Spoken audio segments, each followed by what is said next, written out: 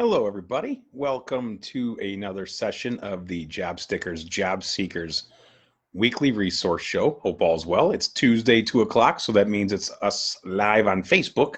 And don't forget, every Wednesday, I'm also live 2 o'clock for LinkedIn.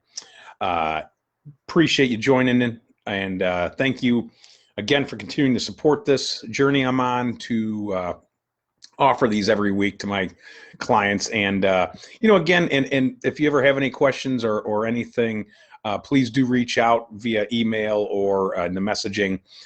Be glad to help. But today I'm going to take a little different approach to what I usually do, which is kind of just share some insights. Today I actually want to do some live Quora questions.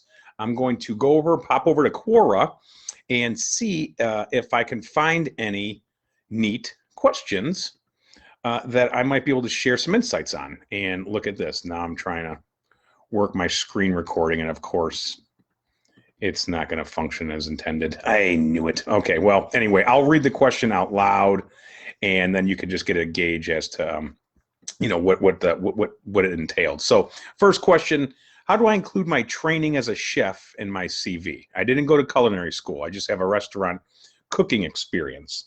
Okay, that question. So essentially, when you have any sort of training, whether it's formal or on-the-job training, you want to have a special section under education that would have any sort of classroom training, as well as any sort of certification, any sort of actual, maybe online virtual training you've completed. And then again, if you have experience on the job, a certain training that you might have had exposure to through the company. So maybe, in that particular case, he's a chef. Maybe he took some, health and safety classes, or, a couple, little powwow sessions with the company about, best culinary practices to meet the standards of whatever brand he's working at. So, write those in there in your education section under a little bit of a training area, if you will. And you want also to spread that type of information into your resume. So whatever you were doing on the job as a chef, if it was received training on X, Y, and Z type of things, or understands the methodologies, culinary techniques including, and you can list out the methodologies you learned. Any of those types of things need to be weaved into the actual resume, not just the training section. Next question: how do you market a targeted job-specific resume? How do you market a targeted job-specific resume?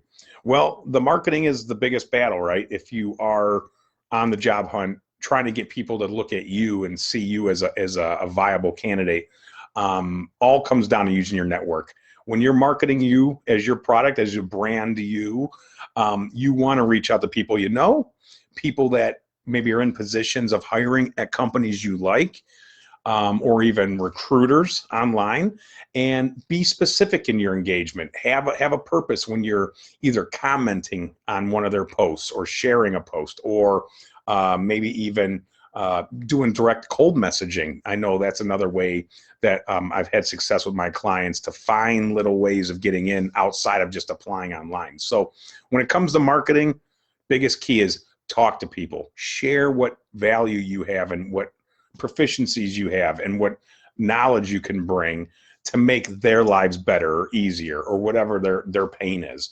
Try to just bring some problem solutions. And you can do that, again, as easy as chiming on online through the LinkedIn or Twitter or Facebook, Instagram, whatever. Just go and be active. That's how you market yourself. You don't just apply and wait. That spraying and praying isn't going to cut it. In some cases, it's fine. You might get lucky, perfect timing, you were a perfect fit, you're getting an interview, went well, you get the job, and all of a sudden in 3 weeks, you are starting a new role just from applying to a handful of jobs. It happens still, but you can't rely on it, because you definitely want to be always thinking outside the box with your job hunt, especially nowadays with so much good talent on the bench. It's competitive, competition's thick. You got to stand out. Okay, final question. I'm only going to do 3. Again, these are only 10-minute sessions. So What do I do if I have job offers but still have other interviews? Oh, this is great. Yes. So essentially, actually, this happened to me when I was fortunate enough to have two job offerings in one, literally like in the same kind of time frame, couple weeks, whatever, with Johnson Controls and BP, and I leveraged it so I could actually get Johnson Controls to pay me to move across the country rather than my own expense, and I got a little boost in pay for it. So use that as leverage. I mean, you know your rate of what this offer is going to be. So when it comes down to the next couple interviews you might have, use that when it comes to negotiation, when they ask you about rate. The company that offered you the role, just tell them kindly you have to consider it, and how many days would be okay to think on this. I mean, maybe if you get the job offer Thursday, ask them if they're okay with waiting until the end of the following week or something, where there's a mutual understanding, because they're on the move too. So you don't want to go too long, but you can just make it known that you do need a few days to kind of think this over. And then I would just reach out to, if you have the other interviews, maybe see if a recruiter got you the interview and you have good rapport with them. Maybe you can tell them, hey, I got another offer. I'm waiting on this interview to see how this goes. Can we streamline it a bit, or maybe schedule it for a little bit sooner? A lot of these times, these interviews are pretty close in terms of, when you got the interview and when it will, or when they requested the interview and when it will actually be, so it should only be a few days anyway, but you don't want to turn off the company that's waiting on you, because they will move on. But I get it. If you have another interview that's really juicy, and you really want to see how that goes, maybe just try to talk with the recruiter about maybe scheduling it so it's pushed up a little bit.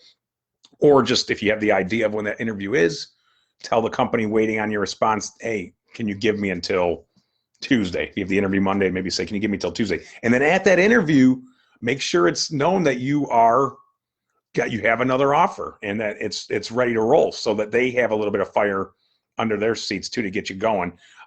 So yeah, essentially they'll use it, leverage it. It's a way to actually boost your pay and or benefits within the role that you're taking. Don't be afraid to use that as leverage. Again, that's how I was able to parlay mine into some more money. So appreciate you guys stopping by. I'm going to post this again every Tuesday on Facebook, 2 o'clock, every Wednesday, LinkedIn, 2 o'clock. I'm going to post this on YouTube as I always do. So if you want to go back and see some of these answers I provided and track them and try to implement them on your own to help you on your career journey. So thank you again for joining this week's Jobsticker's Job Seeker Resource Show. I'll see you tomorrow at 2 o'clock on the LinkedIn.